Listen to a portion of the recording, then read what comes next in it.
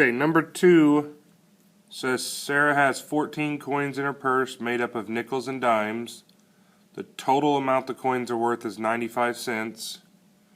Write a system of equations that could be used to determine the number of nickels X and dimes Y that Sarah has. Then find the number of dimes. So we're setting up a system of equations, so that's why the name is apply system. Our description is to set up that system and then solve with elimination. So again, some important information that's in this problem.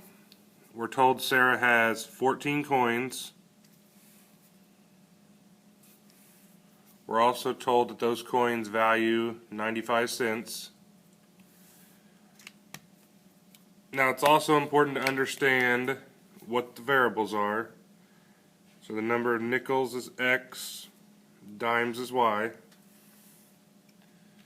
So we got to figure out how to use that information to set up a system of equations. So 14 is the total number of coins. Well, X is the total number of nickels, Y is the total number of dimes. So that first equation would be X, because that's the number of nickels, plus Y for the number of dimes, equals the total amount of coins, which is 14. Now your 95 cents deals with the value, so I have to take into account how much a nickel's worth, how much a dime's worth. So I'd have 0.05 for nickels, so 0.05x plus 0.1, now you could put 0.10 if you want, 0.1y equals, the value of the coins is 0.95 or 95 cents. So that gives me my system I'm going to use elimination with.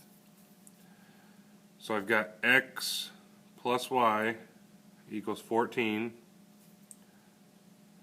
0.05x plus 0.1y equals 0.95. So again, I can use elimination. Right now, nothing would cancel if I added them together. So that's where we have to multiply both equations. And again, you can just take the number in front of x on bottom, which is 0.05, put it out top of the first equation. There's an imaginary 1 in front of this x, so you can put it out in front of the bottom. Now, since both of these were positive, one of these is going to need to be negative. So anytime I have a 1 that I'm multiplying by, I'm going to make the other one negative. That way, this bottom equation isn't going to change because I'm just multiplying it by 1. So if I take the top equation times negative 0.05, I get negative 0.05x minus 0.05y equals, and 14 times negative 0.05, again, it's just asking you how much money 14 nickels are. So negative 0.7 or 0.70, it doesn't matter. Then again, the bottom equation isn't changing because I'm just multiplying it by 1. So it's 0.05x plus 0.1y equals 0.95. Now I've got opposite numbers in front of the x's. I got a negative 0.05 and a positive 0.05. So if I add those together, negative 0.05 and 0.05 cancel. Negative 0.05y plus 0.1y is 0.05y.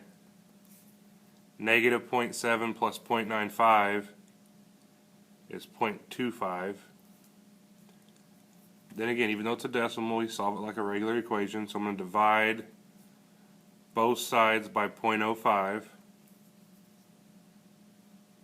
So y equals, and again, you don't need a calculator for this. This is just a quarter. This is a nickel.